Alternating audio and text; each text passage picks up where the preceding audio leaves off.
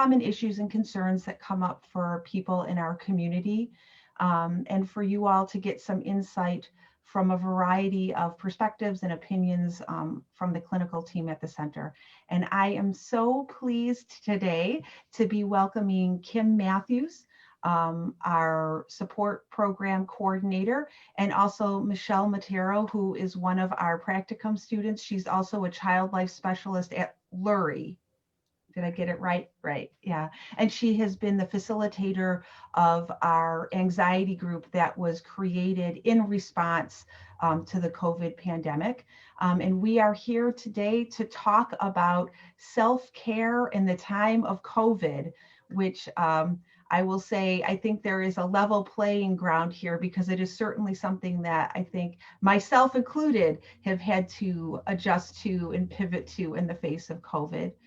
I think I want to just, as we start our conversation here today, one thing that I actually encounter with people when I talk about self-care or I talk about stress management, a lot of times I get blank looks, or I directly get asked, what is self-care? They don't even know what it is. So would love to just hear from both of you, how do you define self-care? What do you see as kind of the different dimensions of self-care?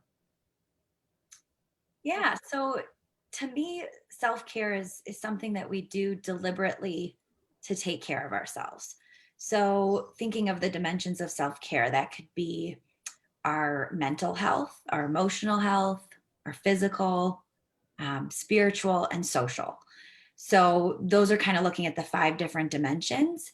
I look at self-care as also being something that's more proactive than perhaps reactive. It can certainly serve a purpose as, response to stress, but I do think self-care is something that's just important to have as part of our daily routines, and it can just kind of help keep those stressors at bay. Yeah. Well, and I think that idea of being proactive, I think what I often encounter with people is that during the more acute phase of the diagnosis, they may be doing things to try to offset their stress, and then they struggle after that intensity has diminished to stay connected with the idea that it is important to keep doing those things even when you're not in the midst of the crisis, not only for recovery from the crisis that you just went through, but also to sort of bolster your ability to be resilient to future stressors.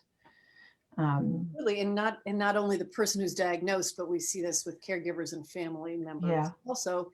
And I think sometimes even more of a struggle for them with self-care, because they're so focused on taking care of somebody that they love that they put their needs on the back burner. And sometimes they're completely neglected. Sometimes it's just a little bit of time when they find it, rather than actively making time to take care of themselves. And so one thing that we so often focus on with caregivers is that importance of self-care in order to be fully available to take care of other people.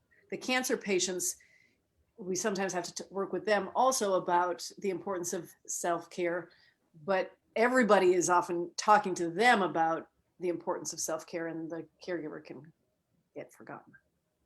I think that idea of there needing to be a conscientious intentionality about it that people may not have had prior to the diagnosis. Right. I think the other thing that, Kim, what you said there, I think you touched upon, is that for many people, whether they're the caregiver or the patient, because sometimes the patient is used to being the caregiver, but there is this sort of conceptual, ideological shift that needs to take place of putting themselves on the list, or seeing that, I think that idea of them helping themselves is also going to be what helps the other people in their sphere, whether they're the caregiver or the patient. I think that is often a struggle of a mindset coming into the idea of self-care. Absolutely. I think very often anything that has to do with ourself, we associate it with being selfish, right? And that we should be, you know, in our spare time, we should be using that for others or to knock something off of the list of things we need to do. And, you know, intentionally putting something on our to-do list that's for taking care of ourselves just sometimes doesn't seem as natural, as important.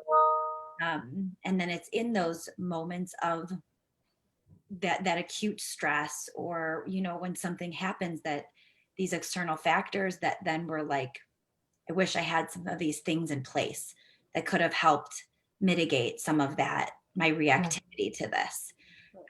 So that's why it's one of those things that, you know, if we can put that in place now, we're going to set ourselves up to be way more resilient to stress. Yeah.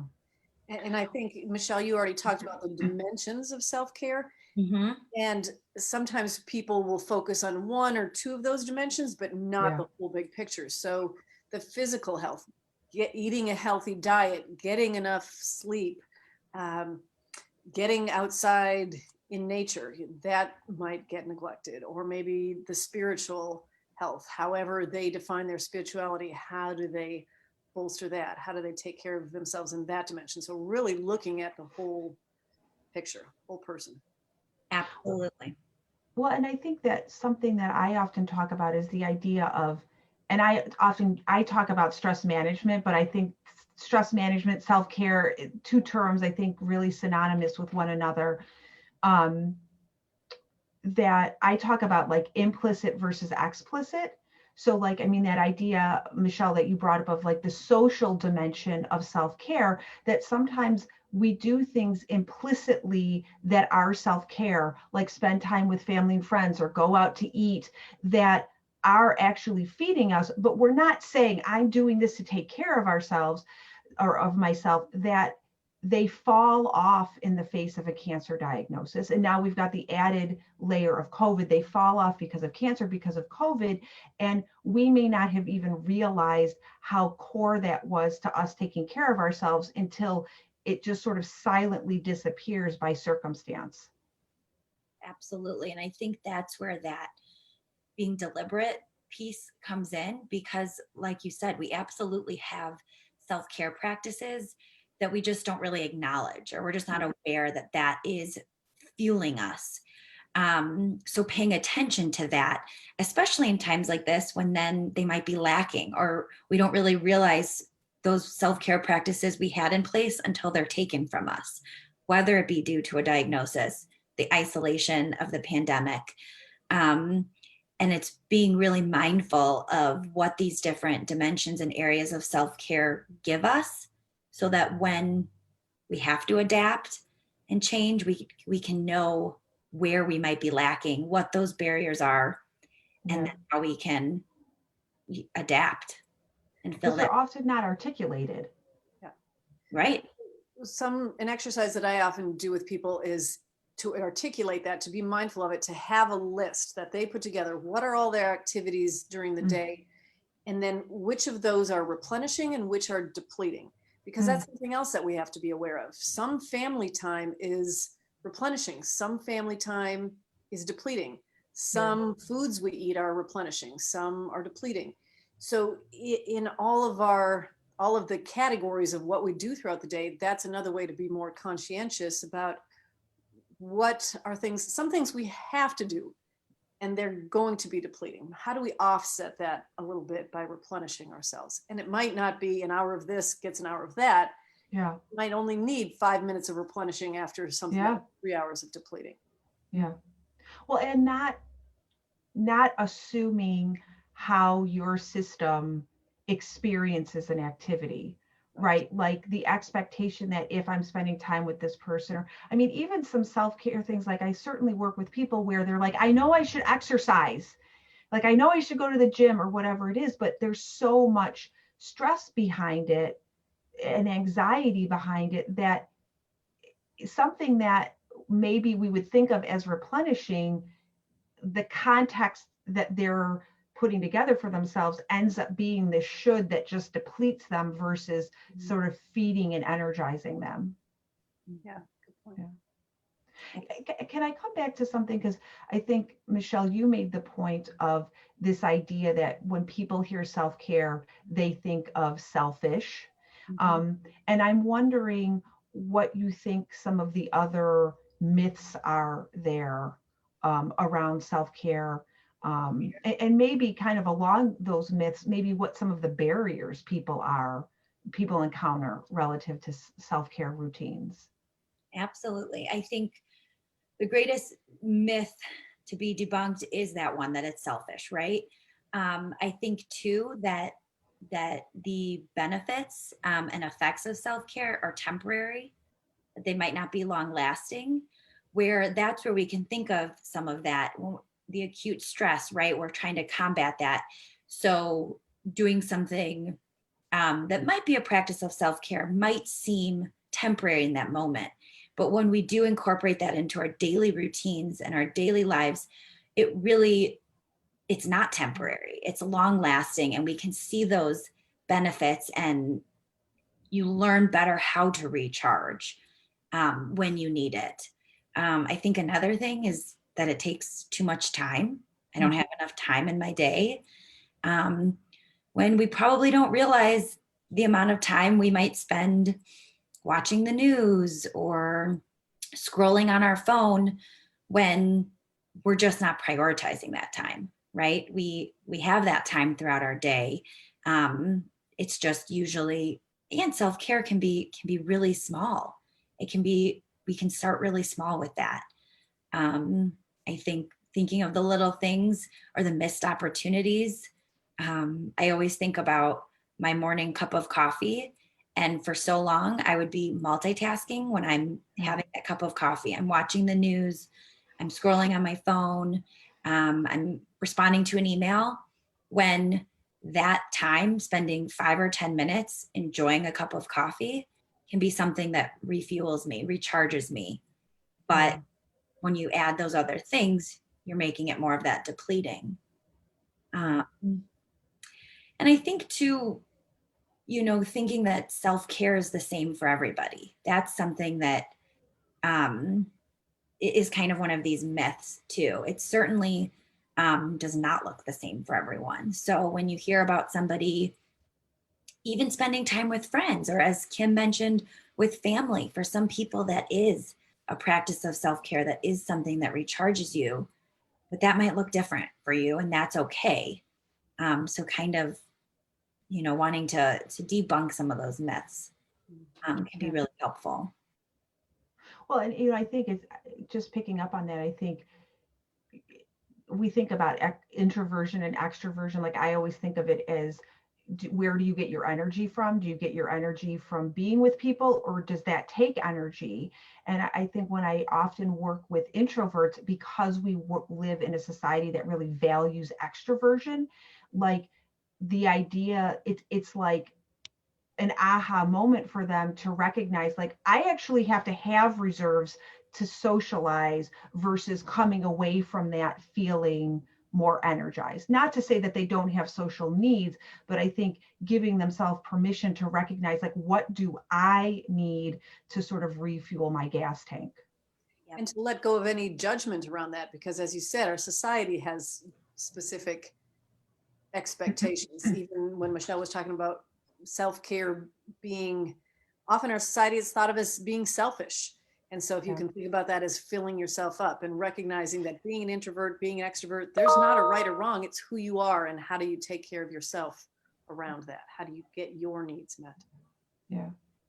Well, I think that speaks, I think one of the barriers, kind of bridging what we're talking about now, and also, Kim, I think what you said earlier about doing that, like replenishing versus depleting, thank you, is just a lack of awareness, right? Like people don't talk about this. I think maybe we talk about it because we're therapists. I don't know how much other people talk about it, but they're just not really being aware of what they need, how their system reacts to things, kind of even noticing where they're at. I think people can often be a little bit numb to whether they're in a state of shutdown or they're just like hypermobilized all the time. Until we bring attention to that, it's hard to do something to help regulate ourselves if we're not even aware that we're in this hypo aroused state. Absolutely. I think that awareness is such a huge piece. And I know that I found in the anxiety support group, oftentimes when I show those different dimensions of self-care, that's when people kind of have that aha of like, this is where I've been lacking, and it can be hard when you think of, in the spiritual realm, people might say, well, I'm not very religious, or I don't have these practices, but better understanding it, it's what feeds you, right? It's what helps connect you with the world around you, the people around you. So just having a greater awareness of that, identifying where it's lacking, can really help people bolster their self-care. Yeah. Well, and so what would be, thinking either like overall or even thinking about these different dimensions, like what are some of the self-care techniques? If people maybe have difficulty generating ideas of what to do, or they're new to self-care, what are some of the things that you often recommend as a starting place for people? Well, that varies depending on who those people are. There's not one answer? What do you mean? There's no one size fits all, as Michelle mentioned. So certainly we spend some time talking with them, maybe that list of what's replenishing, what's depleting, where are they at right now? What's their baseline at the moment? What did they practice before there was cancer, before there was COVID? What have they been able to continue? What has dropped off? What are the reasons for that? So I think there has to be some more awareness exploration for themselves to be able to talk about where we start. For some people, that might be getting enough sleep. Maybe their sleep is interrupted throughout the night. Maybe they're having a hard time falling asleep because of anxiety. So then we might work on how do you manage that anxiety, practicing some techniques to help them fall asleep or get back to sleep when they wake up in the middle of the night. Michelle mentioned enjoying that morning cup of coffee without other distractions. So you really are in the moment enjoying that cup of coffee. It might be getting outside. There's more and more research that being in nature is replenishing. It's healing. We're meant to be outside, breathing fresh air, being in greenery. And with the weather getting colder, a lot of people are saying, well, now I'm going to be stuck inside, but that doesn't have to be. We can bundle up, we can get outside. And so helping people recognize those types of things. How can they be a little bit more creative? How can they expand maybe where they walk, getting out into the forest preserves, going to the botanic garden, exploring their neighborhood. So there are lots of places we can start with. Look at their the diet. What are they eating? How do we make that a little bit healthier? How do we make sure they're not skipping meals? Drinking enough water, exploring for them, what does spirituality mean? Is that religion? Is that a connection with people? Is that a connection to nature? So helping them define for themselves what self-care looks like and how do we start to put that into practice. Michelle, what would you add? Absolutely, I agree. I think too, there's that motivation piece, and sometimes finding ways of holding yourself accountable during that initial phase can be helpful, whether it's even sharing with a friend or a family member of a practice you're hoping to put into place, or getting someone to practice the self-care activity with you, right? Scheduling that walk, telling someone, this is what I'm going to be doing. Could you check in with me at the end of the week to see how that went? Setting alarms on your clock or on your phone, to drink water, or that it's time to get up and move. I think when you're first starting off, those types of things can help too, just to hold yourself accountable and get started with it. Well, and I think the idea of all the different dimensions of self-care, thinking about, there really are these multiple avenues of thinking about what do we do to care for ourselves. And also, I think coming back to something that you said, Kim, that made me think of like another, I think, barrier to self-care is the idea that it has to be time consuming, that I have to go for a half an hour walk, or I have to, give up all sugar or whatever it is. There's often this black and white thinking about it, when really, back to what you said, Michelle, like just the act of intentionally savoring something helps reset our nervous system so that we're in a better position to sort of meet the demands that are going to come after that moment, or maybe help us kind of reset from what preceded that moment. Because I get a lot of people where they want to just go like whole hog. And I wonder about that too, right? We've got the people who are like kind of the like reluctant self-carers, they're newbies, it's hard for them to figure out where to start. And then I think sometimes we get this other category of people where they want to take on everything at once. I'm going to change my diet. I'm going to jazz hands about self-care. And I wonder what guidance you give to people who, have this inclination to go kind of from 0 to 60 when it comes to adding self-care. So I like people to set themselves up for success, and people who do that 0 to 60 are rarely successful at it. So then they're more frustrated, and then they go back to 0 more likely. So really it's about looking at what is realistic given your current circumstances, and how much time you have, and what is important to you, and how do we make it stick. If you're successful at it, if you feel good about it, you feel the benefits, it's more likely to last. If you go 0 to 60, you're trying everything, it's too overwhelming, and you're back at 0. Yeah. I think something that has come up for me, and with people, and I think we've already sort of alluded to this, is COVID, and how that has disrupted maybe people who even had a routine that's been disrupted for them. We're heading into the winter, it's already getting colder. Some of those activities that were accessible during the summer months, whether it be physical activity or kind of the social realm, the social dimension of self-care, may seem a bit more challenging. And I've definitely dealt with people who were definitely in like a hopeless, helpless place with that. I can't, I normally go swimming. I can't do that. I love seeing my grandkids, and I can't do that because there's too much of a risk of COVID. I'm, what kind of guidance, how do you help people think through that, to kind of come to the other side of still having a self-care routine despite some of these barriers that we're all experiencing right now? So creativity, thinking creatively, but I would say that first we have to really empathize with where they're at.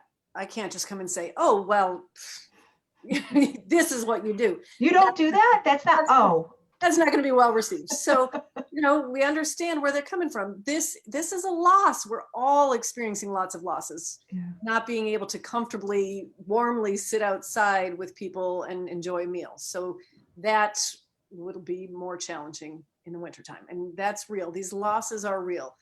Given that these are the circumstances we're living in, how do we make the best of it? How can we be creative? How can we do things a little bit differently? Can we still get outside with people? I mentioned going to a forest preserve. So masks actually feel good in the winter. We have done a couple of Cancer Wellness Center hikes already, and it's chilly, and wearing a mask makes it warmer and more tolerable. So put that mask on, get outside. You can do that then outside masked with other people. So maybe that's why you see a friend or grandkids. Zoom, we're all getting Zoom fatigue, but it is a fabulous tool for connecting with people. And so even being creative with that. Can you play games together on Zoom? Can you do a happy hour with friends on Zoom? A lot of people are talking about Zoom Thanksgivings. There are lots of companies that are struggling right now because they're used to in-person businesses. I'm thinking of, since we're near Chicago, there are companies like the Chicago Magic Lounge. They're doing Friday night virtual happy hours where you can make a cocktail with them and watch their magicians. Some theaters are doing online plays. So those are things you can still enjoy with family members who are distant or friends from around the world, and then chat afterwards, book clubs or podcast discussions. So lots of ways we can still connect with people a little bit more creatively. Mm-hmm. Michelle, I know you've got ideas too. Yeah, and I think that mindset piece is really important, because no matter what, the more we focus on what's out of our control, right? That it's winter, that the days are shorter, it's dark early. The more we focus on that, the more susceptible we're going to be. We're going to be vulnerable to stress, to worry. So as much as we can, just focusing on what is in our control can just keep us more sane, right? We're all going through this. And I think, being proactive, making, like Kim saying, making those coping plans now. Sometimes, the anxiety, the worry can help us, because we know that, we might be inside a lot longer this winter. So let's be creative, think about what we can be doing, making that plan now. But, I think too, just talking about your concerns and being proactive with holidays coming up, acknowledging things are going to look different. There's going to be changes and challenges around that. And, thinking ahead can be helpful in maybe making certain accommodations. How can we social distance? How can we make virtual plans? Just to make it not seem so daunting, looking ahead and trying our best to stay in the present moment. I know that can also seem like a really daunting task when someone is saying, just stay present, just go day to day. But really, the more we practice that, the more we do acknowledge and become more aware of the joys in our everyday. Now we have the time to maybe appreciate sunshine, or that walk, to get your coffee, or that you can make those last, and know that, we did it before. Think about too, I know in the spring it was nicer out, but that was a shock too. So think about what worked then, what got you through it, and that you can bring into your practices this winter. Well, talking, I was also thinking about just even again how you start the day. So you were talking about enjoying that cup of coffee and really just savoring it. So take a shower and get out of your pajamas. I mean, every once in a while, it's great to consciously schedule a pajama day if you can do that. Mm-hmm. But if you're just doing that because it's easier, or you're feeling depressed and you just don't have the motivation, getting in the shower, getting dressed, taking care of yourself can actually give you some motivation. You feel a little bit better doing that. And I think Michelle or Priscilla, one of you talked before, I think Michelle, you were talking about having other people to hold you accountable. Mm-hmm. So talking to the other people in your household about what you're doing, what your plans are, and how you're all going to get through this together. And that might also be, how do we get through this together and give each other some space when we need to? Because that's another thing that people are struggling with sometimes, is all being stuck together for so long. Another simple little thing that I've been recommending for years to lots of people is a seasonal affective disorder lamp. Yeah. Set that at breakfast for 10 or 15 minutes. They're really quite inexpensive, and soak in those rays. And that actually does give you a boost, particularly if you're prone to being more down or depressed in the winter, darker months. And I think there's no denying that, people with a cancer diagnosis or dealing with a cancer diagnosis, caregiver or patient, and then on top of it, COVID, it forces you, you've got to open yourself up to doing new things. Whether it's because you're expanding your practice, or because the things that you did before aren't accessible in the same way. Mm-hmm. And I know, Michelle, from an earlier conversation we had, something that you brought up was the idea of thinking about what was replenishing for you in the past, like the activity, I think there was a thought of like trying to understand more what you got out of it. I wonder if you could, does that sound familiar? And if you could expand on it? Yeah. So, similar to how you mentioned when we spend time with friends or family, things that we just kind of do, but don't realize what it's actually providing us with or fueling us. So thinking back to, okay, in the spring, I was able to go to restaurants or have that, thinking about what did that actually give you? What did that provide you with that seemed to be a practice of self-care? And that's how then you can better understand, how can I adapt that, or what practice can I put into place that fills that need? Yeah. Because it might not look the same. It very likely can't right now be the same activity or practice. But what's important is realizing what part of that refueled me. And now what can I be doing that serves the same purpose? It just might look a little different. Well, sometimes I think breaking it down into its component parts, you may not get an activity that encapsulates all of that, but you may be able to find new activities that address maybe the rank order of what's important about that. Like I'm thinking about something like going for a walk with a friend. For some people, that may be more about socializing. For other people, that may really be, that holds me accountable because physical activity is what's important to me. I don't really care about talking to that person so much as it gets me up and out of the house. And that kind of inventory taking, I think, can help clarify, but also open the door to like coming up with alternative possibilities. Mm-hmm. Mm-hmm. Absolutely. And that's a great example, because a walk with a friend could be, right, that social aspect, that physical, it could be that spiritual, getting out in nature. So, but it's often one that we might just think, right, we do it and then we feel good after, so we continue to do it, but not really understanding what is that piece that's so important for me. Yeah. Yeah. And I think back to what you said, Kim, too, which is just the acknowledgement that like we may not be able to get our self-care needs, the different dimensions of our self-care needs, addressed in one tidy package in the same way that maybe we were when it was warmer or pre-COVID. But that doesn't mean that those dimensions can't be addressed as more of an a la carte experience, for instance. Mm-hmm. So we've been talking about kind of barriers and challenges, but maybe like flipping the script, what do you see that leads to success, right? What do you think contributes to people either coming up with a successful self-care plan, implementing a self-care plan, or maintaining a self-care plan or routine? So I think getting back to that acknowledgement piece that we've been talking about so much, when people really are paying attention, they're being mindful when they're doing these activities and they're noticing the benefit, that feels good and that is reinforcing. So then they're going to be more likely to do it again. If they can talk to the people that they're living with about why they need to do these things, about how it helps them, about how it helps them be more available to everybody else in the family, particularly people who are the caregiver, who are needing to do all kinds of things for other people.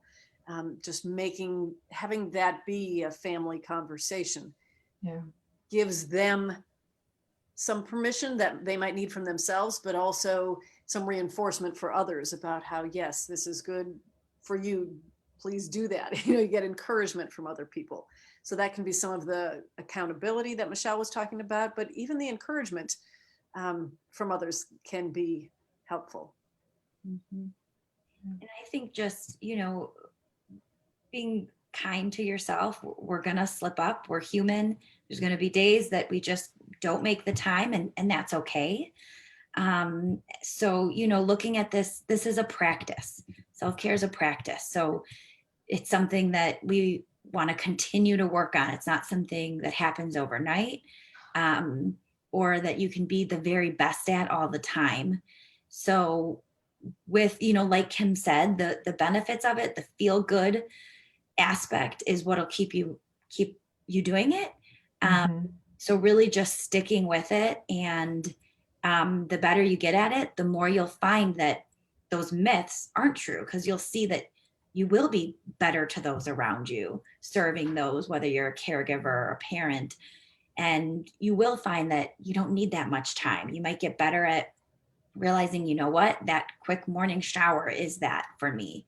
So it really does just come with the practice. So it's kind of dedicating and making this commitment to yourself that you deserve it, and that it really is something we all need. Mhm. Well, and I think, I think there's the upfront discussion of like acknowledging, okay, this is something that I need. And then I think, Kim, you brought up this idea of like communicating what you're going to be trying to do with your family members. I actually, on a personal note, as you guys were talking, I was thinking about also the benefit of talking about the benefit that you're experiencing. Because I will say, like, I am a recent convert to flossing, and I take no small amount of pleasure in telling my husband every night how awesome my dental health feels now that I am flossing. But like, it really has helped me remember, oh yeah, yeah, I'm tired, no, go ahead and floss. When, if it was just internal, like for me, just the externalizing the benefits is helpful. So, sharing how good you feel with other people, I mean, not only can benefit you, but may also convert some other people, or have other people have buy-in or be more supportive of a practice that you're trying to do, that may take you away from time with that person. Mhm. Right. Right. And isn't it, talking about it also is a reinforcer. Mm-hmm. And as you were both talking, I'm thinking about how is it that other people in my family are going to appreciate? Well, maybe I'm less irritable if I get out and go for a walk. They're certainly going to appreciate that, right? So talking about those things reinforces it, certainly for you, helps them understand it better. It's why we're hearing more and more about a gratitude practice. And that is also just about being more aware. There are things that we're grateful for every day throughout the day, but if we don't pay attention to them, they don't really stick. So being grateful for that morning cup of coffee, being grateful for more time with your children. So it's a downside of COVID, but there are some benefits too. Being grateful that your teeth feel great before you go to bed. So the little things and the big things, when Just we the little really, things. that's a big thing. When we really acknowledge what feels good, what we're grateful for, what's going well, then we're less likely to be living it with this dread about what is to come, but instead feeling more successful in it, being able to get through it. Yeah. So I always am surprised by how quickly 45 minutes can evaporate during these conversations. But I see we just have a couple minutes before we close here. So just wanted to hear from you guys, either programs that you're involved with or programs at the center that you think can help people either bolster or begin a self-care practice. I'm pulling up my calendar to find a date for our next hike. So I mentioned that we've done a couple hikes. We're doing them monthly at different forest preserves. The next one is Monday, December 14th. Yes, 10:30 at Ryerson Woods, meeting at the Brushwood Center, not the main nature center in Ryerson Woods, but the Brushwood Center. So watch our emails for that, or look on our website so you can register for that. So it's a way to get outside. Masks, of course, are required. Great. And Michelle, programs, I know we talked about maybe something coming up in the new year. Mm-hmm. So, well, as far as the anxiety support group, that's probably going to look more like a workshop series in the new year. So that's something to certainly look out for. But then also every Tuesday from 1:15 to 2 o'clock is our stress reduction class. And that's a wonderful way to incorporate some self-care into your day. I really always applaud everyone for finding, I know everybody, it's smack in the middle of the day. You have 1,000 other things you could be doing, but taking that time to, we do different stress management techniques, mindfulness and meditation. So that can really help build that practice. And then there's the Cancer Wellness Center programs, the yoga, the Tai Chi. If they don't work with your schedule, check out our YouTube channel. A lot of those programs, exercise for cancer, strength and conditioning, you'll find all of those on the YouTube channel. We've got a new labyrinth at the Cancer Wellness Center. If you don't know what that is, it's an opportunity for walking meditation, and it is just open for you to come and use. Soon on our website will be a recently recorded program with a little introduction to walking a labyrinth and some guidelines for walking the labyrinth, so you can come utilize that anytime you'd like. Yeah. And I also put a plug in. I know we also have a writing workshop that may be on hiatus now, but I believe is going to restart in the new year. So if you're looking for accountability, we've got lots of different options where you can register and get a link. So you've got to be there. Well, thank you guys both for being here. I appreciate the energized conversation here. Hopefully have inspired more than one person to kind of re-examine what they're doing to take care of themselves during these crazy times. Certainly inspired me. So thank you for being here. Thank you for viewing, and we will see you during the next staff chat. Thanks, guys. Thank you.